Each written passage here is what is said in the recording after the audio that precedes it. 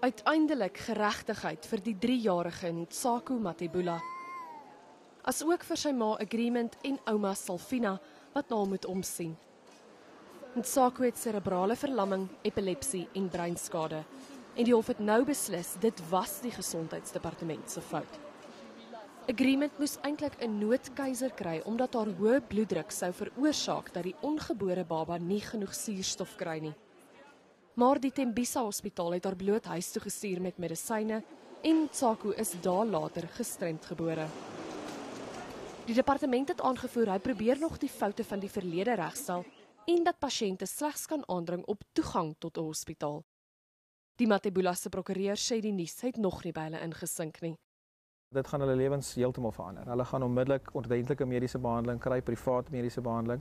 Hulle gaan onmiddellik uit hulle waar hulle ook al bly beweeg in 'n ordentlike inrigting in waar die kind arbeidsterapie, fisioterapie, spraakterapie sal kry. Hulle regspan het ook bewys daar is tydens die verhoor met mediese rekords gepeter. Daar was definitiewe pogings gewees om goed uit te haal, daar was definitiewe pogings om goed dood te krap en daar was definitiewe pogings om goed by te skryf. Hulle het getuienis daaroor gelei en die hof het bevind dat die dame wat die hospitaalrekords mee gepeter het, definitief dit gedoen het in 'n poging om die staat te probeer help. Krynou sê hierdie uitspraak is nie net goeie nuus vir die Matebulas nie, maar vir enige pasiënt wat in die land se staatshospitale behandel word. Hy sê dis 'n duidelike boodskap dat die regbank nie substandaard diens of die gesondheidsdepartement se verskonings daarvoor sal aanvaar nie. Daniela van Heerden, Johannesburg.